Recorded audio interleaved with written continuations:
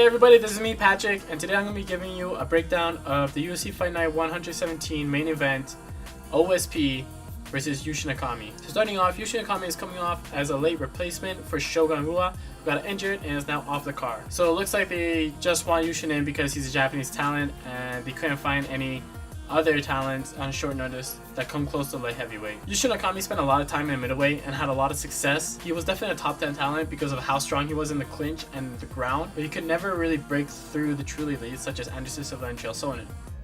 He then dropped down to welterweight and lost to David Branch and John Fitch, who are both top level talents, so no shame there. And now he's having a run at the regional circuit, winning over nobodies. So Yushin Okami was a pretty large middleweight, and at welterweight he was fairly large. Now he's going to be fighting at light heavyweight, and chances are he's going to come in fairly undersized against OSP. So Yushin Okami's style is mostly just plodding forward with his southpaw jab. His southpaw jab is fairly stiff, but he never does much to set it up. He doesn't have any feints or fakes or particular setups. Every time he steps forward, he just throws out the jab. He also doesn't have any other punches, so he's mostly a one-note striker. What he mostly wants to do is just get someone on the cage, drag them down to the ground, and just grind people out. OSP comes in as a natural light heavyweight. Now OSP has been on a bit of a losing streak. He lost to John Jones by decision, KO'd by Jimmy Emmanuel, and he had that really close decision against Volkan Ozdemir, but he managed to get another Fan Flute choke over Marcus Lima in his last bout. However, it feels like OSP is still in he has to win basis since he's on a losing streak,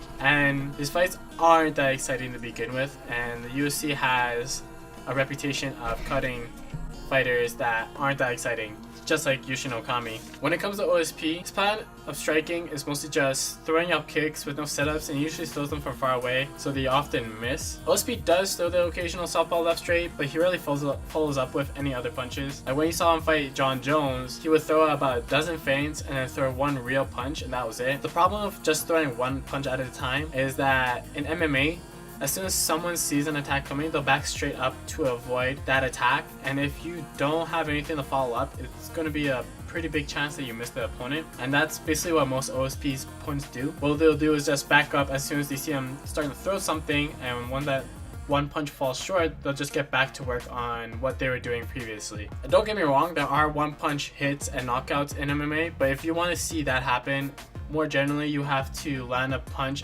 as your opponent steps in on you, or you have them on the cage, or you set them up with other strikes. And all those things OSP isn't good at. However, he does have good defense against takedowns, but against the true elite wrestlers, he has a lot of trouble against them, like Ryan Bader and John Jones. Now both Okami and OSP are southpaws, which is interesting because this makes Okami's jab path a lot more clear. Usually what you'll see is when a southpaw fights, usually is against an orthodox fighter, and that causes the lead hands of both fighters to clash into each other, and it's a lot harder to slip a jab through. Okami's definitely going to have a lot of trouble in this fight because his style of fighting mostly revolves around just jabbing into the clinch, which is not even an effective way to get into the clinch, because you have to close the distance to get into the clinch, and the jab is used to maintain distance. However, once he's in the clinch, he's going to have to try to grind down his opponents.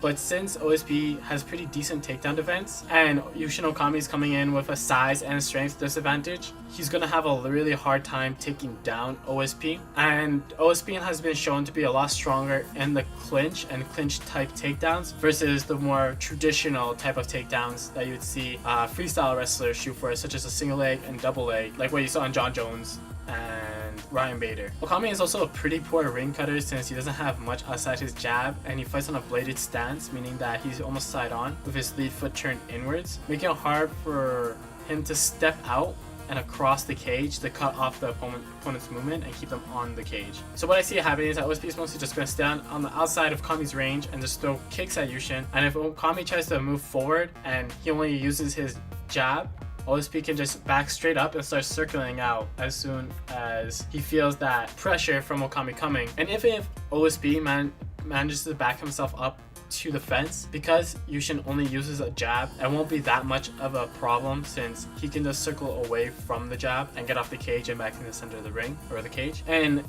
even if there is the case of Okami managing to get OSP to the cage, it's going to be a very long day for him since he's usually the one with the weight advantage, but now he's fighting at a weight disadvantage, and getting somebody down that's way bigger than you, especially when they're propped up against the cage, is a lot harder than somebody who's a lot smaller than you. So Yushin Okami versus OSP isn't a fight that I would be interested in watching.